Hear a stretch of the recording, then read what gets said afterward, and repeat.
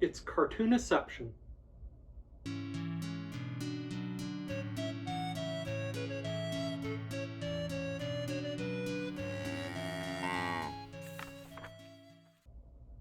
Hi everyone, I'm Jacob. I'm the CowHatLibrarian. I've been waiting for this one. Like so many of you and so many kids at the public library and my older daughter, I like Raina Telgemeier's stuff. She's really, really talented. I like her stuff, period. When I was doing my master's degree, I had to read Understanding Comics by Scott McCloud, and I got a ton out of it. Not that I'm good at writing or drawing comics, but I got a ton out of it. And so to find out that the two of them collaborated on a graphic novel was exciting as anything. And I finally got to read it today, The Cartoonists Club by Raina Telgemeier and Scott McCloud. As our story starts, now, might be easier to use the cover. Michaela loves writing stories. She has all sorts of ideas for characters and plot points and settings and all things like that. And she's friends with Howard, who is actually the opposite. He loves drawing short little snippet comics, just ridiculous funny things. But he's not much of a storyteller. In math class one day, their teacher is going on and on, much like Ben Stein's character in Ferris Bueller's Day Off. You can practically hear him say, Bueller, Bueller, Bueller. Anyway, he's droning on and on about Bedmas, Bodmas, Pedmas, whichever version you learned for the order of operations. And Howard gets bored, so he scribbles off a quick comic that makes fun of the teacher and hands it to Michaela.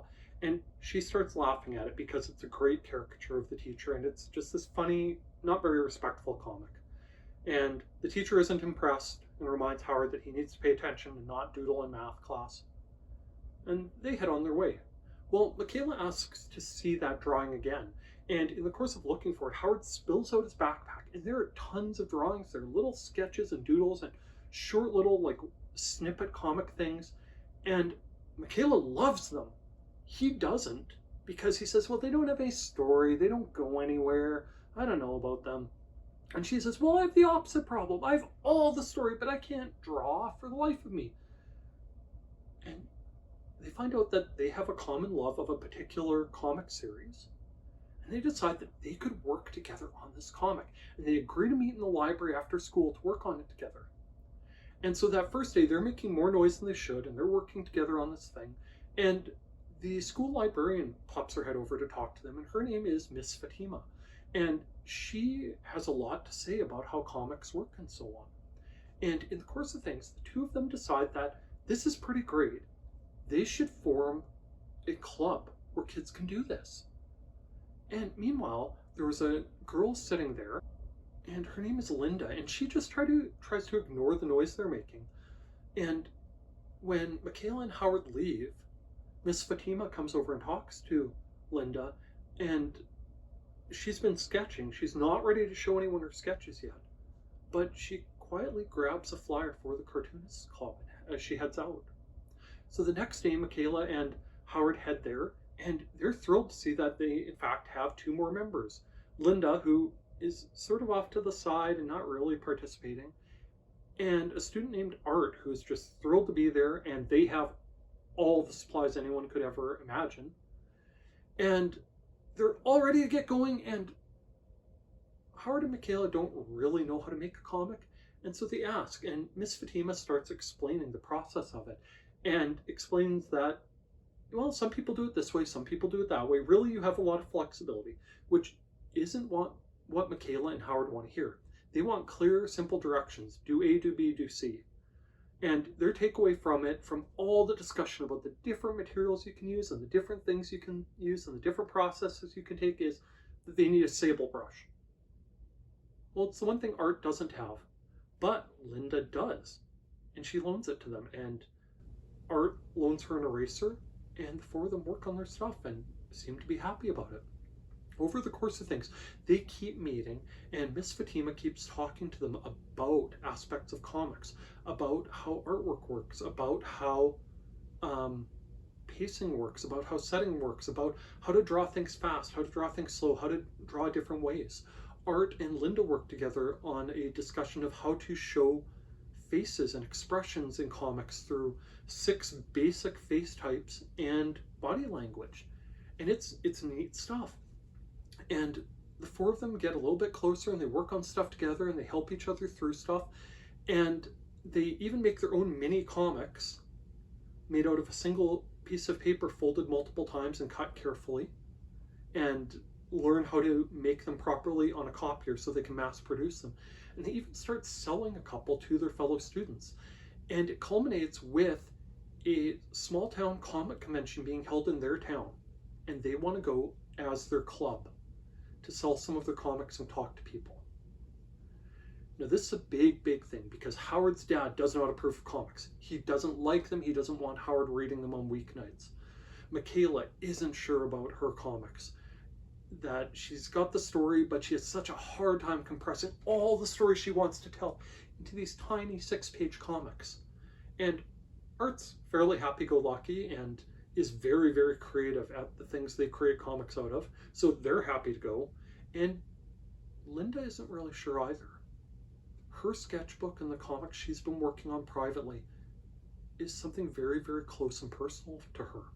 It's not something intended for an audience. It's not intended for others. And the story goes from there. This was very good. If you like anything else by Telgemeier, I definitely recommend this. So if you like smile, drama, courage, etc., read this.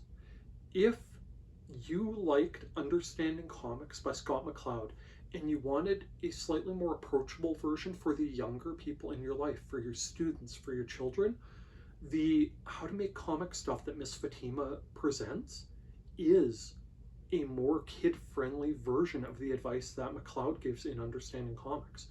It's very, very informative and gives people a lot to think about how they make comics and how they come together and what different parts of them mean. And if you liked Lunch Money by Andrew Clements, about a boy who creates his own mini comics, he figures out all this process himself and starts selling them at school to his classmates. It feels like McCloud and Telgemeier may have been inspired a tiny bit by Clements' book. And that was a great book and I highly recommend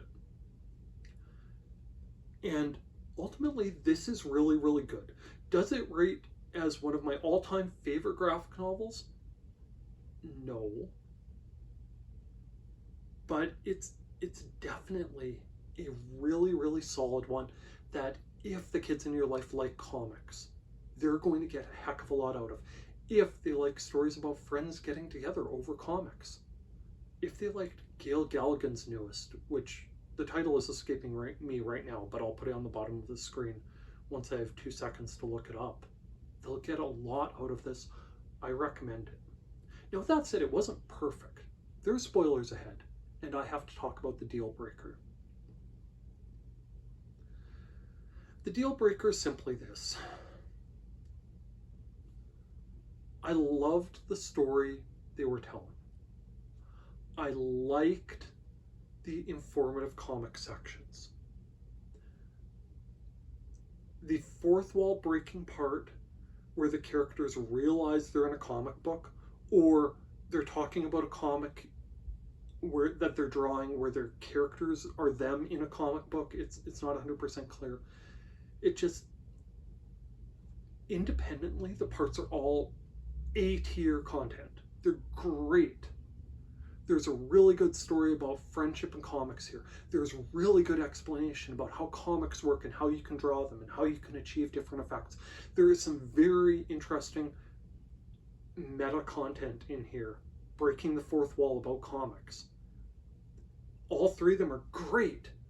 They don't always mesh together as cleanly as I would have liked.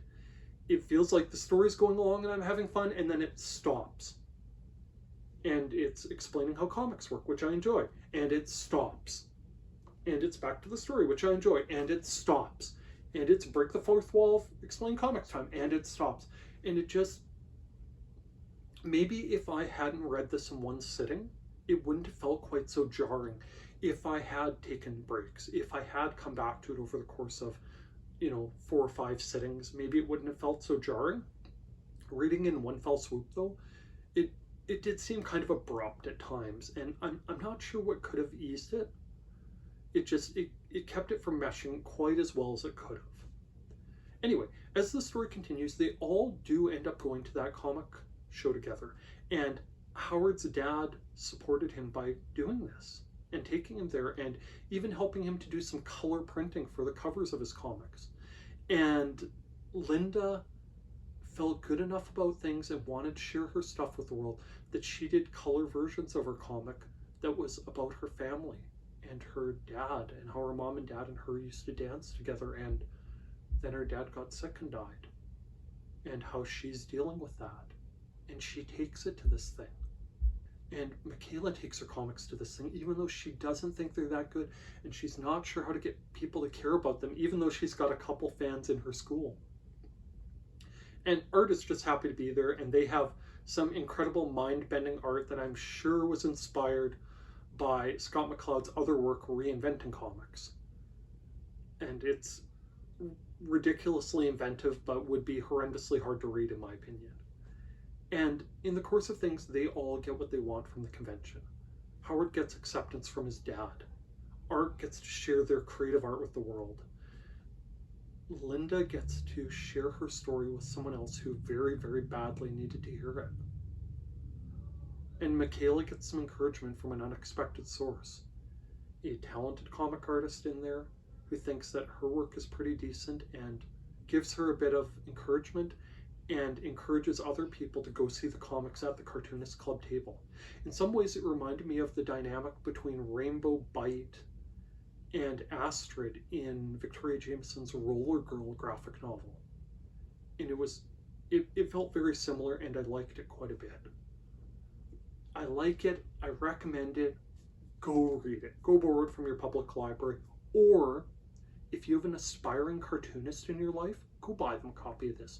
It's worth it for the story, certainly, but also for the technical elements from McCloud on what a comic is and how to achieve things when creating a comic. On that note, if you use and appreciate the services offered by your public library, why not take just 1 minute and tell the powers that be exactly that? Tell your mayor, tell a council member, tell your MP or MLA that you use and appreciate the services offered by your public library. We're at a time where some public libraries are having trouble finding sustainable funding to continue improving the materials, programs, and services they offer. And a few good words on the radios might make a world of difference. If by some chance you're a library staff member, don't forget, watching my videos counts as professional development time. With that, thanks for listening to me talk all about this one. It really was fun, I recommend it. By all means, please like, please subscribe, and please check back to see what else I have to talk about from the CowHat Library. Thank you. Bye now.